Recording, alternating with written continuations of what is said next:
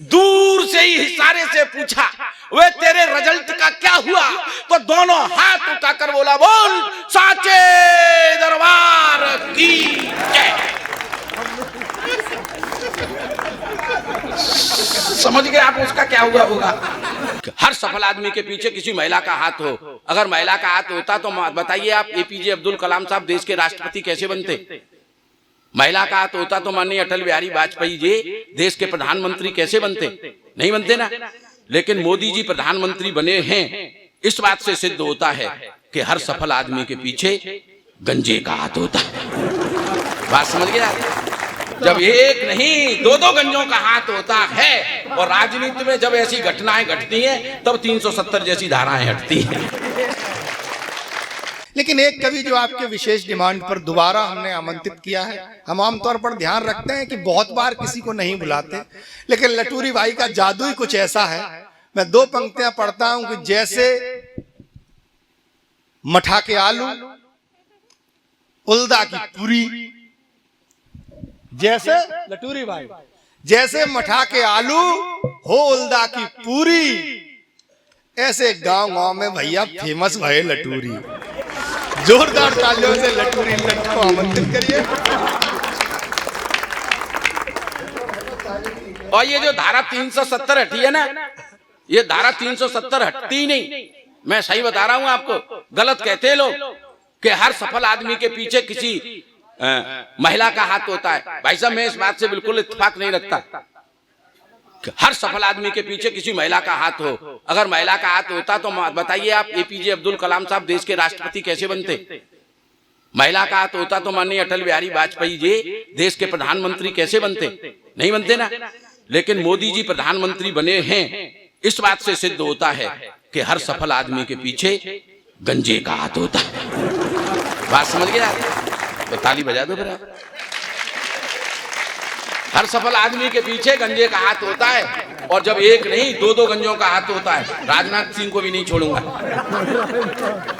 जब एक नहीं दो दो गंजों का हाथ होता है, और राजनीति में जब ऐसी घटनाएं घटती हैं तब 370 जैसी धाराएं हटती हैं। अच्छा 370 धारा हटी थी तो सबसे ज्यादा खुशी किसको हुई थी? आपको नहीं ध्यान होगा, मैं बता रहा हूं आपको। सबसे ज्यादा खुश थे जोधपुर की जेल में बंद बापू आसाराम, लड्डू बंटवा रहे थे। पत्रकारों ने जाके पूछा कि बापू तुम क्यों लड्डू बंटवा रहे हो, तुम्हारा तो आजीवन कारावास हो गया है। तो बापू ने जो उत्तर दिया उसमें ठाके की खोज है। तुम्हें तो आजीवन कारावास हो गया, 370 धारा हटने से तुम्हें क्यों खुशी हो रही है? बोले कि क्यों, हमें क्यों खुशी होगी? अब 370 तो हटी गई, अब 71, 72, 73, 74, 75 और 76।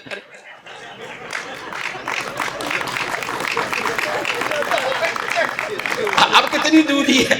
तो जोरदार ताली बजाओ सर, अपना तो ऐसा ही रहता है आनंद। और मैंने रास्ते में रुचि जी को एक व्यंग सुनाया था, वो भी आप भी सुन लो। अभी जो अपने यहाँ मतदान का क्रम चल रहा है, 6वें और 7वें चरण की अभी मतदान करना है। 5वें चरण में माननीय योगी जी जो उत्तर प्रदेश के मुख्यमंत्री हैं मतदान करने के लिए गए, मतदान बूथ पर पहुंचे। इसमें बहुत बारीक व्यंग है, अगर समझ में आ गया तो ठाक आपका अपने आप फूट जाएगा।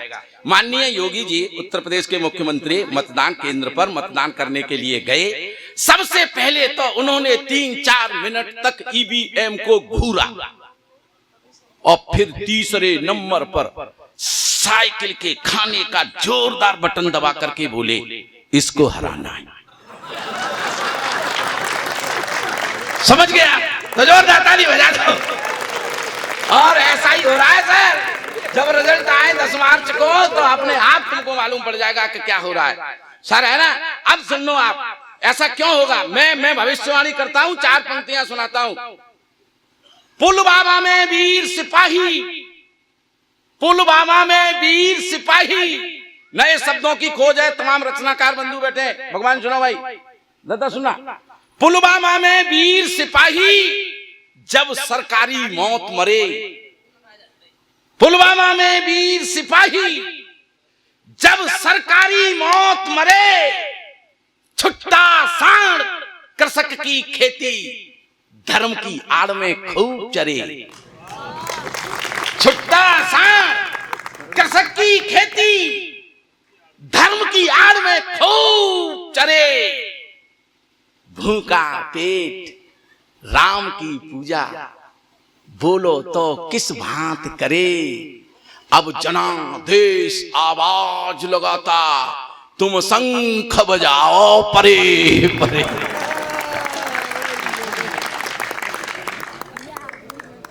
एक कविता और सुना दूं? अच्छा, वो योगी जी पे मुझे एक ध्यान आ गया। योगी जी जैसे ही उत्तर प्रदेश के मुख्यमंत्री बने थे रुचि जी, तो उन्होंने नकल विहीन परीक्षा की घोषणा कर दी थी। उस साल मेरे लड़के ने भी इंटर की परीक्षा दी।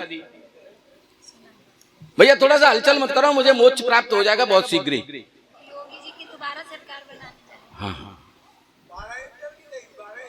हाँ हाँ, सुनो सर। हाँ, तो वो इंटर की परीक्षा दी थी मेरे बेटे ने, और रिजल्ट बहुत जल्दी आ गया था। जिस दिन रिजल्ट आ गया था उसी दिन मेरे घर पर रिश्तेदार आने को थे।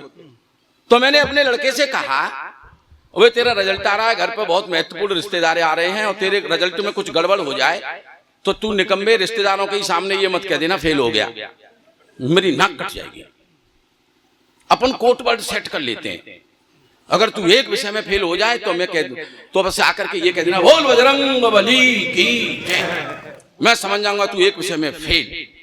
अगर दो विषय में फेल हो जाए तो ये कह देना बोल सियावर रामचंद्र की जय, मैं समझ जाऊंगा तू दो विषय में फेल। और तीन विषय में भी फेल हो जाए तो बेटा फेल शब्द जुबान पर मत लियो, बस ये कह देना बोल ब्रह्मा विष्णु महेश की जय, मैं समझ जाऊंगा तू तीन विषय में गया। 12:30 बजे के करीब रिजल्ट आ गया, और सूचना देने के लिए निकम्मा मेरे ही पास सबसे पहले आया, और मैं रिश्तेदारों के सामने बैठा। मुझे संदेह हुआ कि कुछ गड़बड़ न कर दे, तो मैंने उसे दूर से ही इशारे से पूछा, अब हंसने के लिए तैयार रहना, दूर से ही इशारे से पूछा, वे तेरे रिजल्ट का क्या हुआ? तो दोनों हाथ उठाकर बोला बोल साचे दरबार की जय। समझ गए आप उसका क्या हुआ होगा? बेड़ा गर्क कर दिया। और आप कह रहे थे किसानों की समस्या बता रहे थे। हमारे किसान, सरकार ने भी 13 महीने तक मूर्ख ही समझा किसानों को, लेकिन किसान इतने मूर्ख होते नहीं है। मैं एक छंद सुनाता हूं आपको बहुत जोरदार, किसान कितने चतुर होते हैं, उस चतुराई का एक छंद सुनाता हूं, सुनेगा? हाँ, एक चतुराई का छंद सुनिए आप, बहुत आनंद आएगा आपको।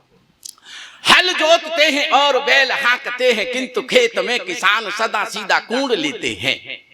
हल जोतते हैं और बैल हाँकते हैं, किंतु खेत में किसान सदा सीधा कूड़ लेते हैं। आप सब जानते होंगे कूड़, कुछ देशज शब्दों का प्रयोग किया मैंने। हल जोतते हैं और बैल हाँकते हैं, किंतु खेत में किसान सदा सीधा कूड़ लेते हैं। इंजीनियर फेल करने साहब, इतना सीधा होता कूड़ उनका जब पहलिया बनाते हैं तब, है ना। हल जोतते हैं और बैल हाँकते हैं, किंतु खेत में किसान सदा सीधा कूड़ लेते हैं। मान अपमान का रखते हमेशा ध्यान, श्रद्धा से मिले नहीं तो सत्तू सूंढ लेते हैं। श्रद्धा से मिले नहीं तो सत्तू सूंढ लेते हैं। गंगा नहाने जाएं हरिद्वार काशी बीच, बिना उस तरह के उन्हें पंडे मूड लेते हैं। बिना उस तरह के उन्हें पंडे मूड लेते हैं। अब ठाके के लिए तैयार रहना, बिना उस तरह के उन्हें पंडे मूड लेते हैं। और अजनबी शहर में किसी की बारात जाए, पीने वाले वहां जाके भी ठेका ढूंढ लेते हैं। पीने वाले वहां जाके भी ठेका ढूंढ लेते हैं।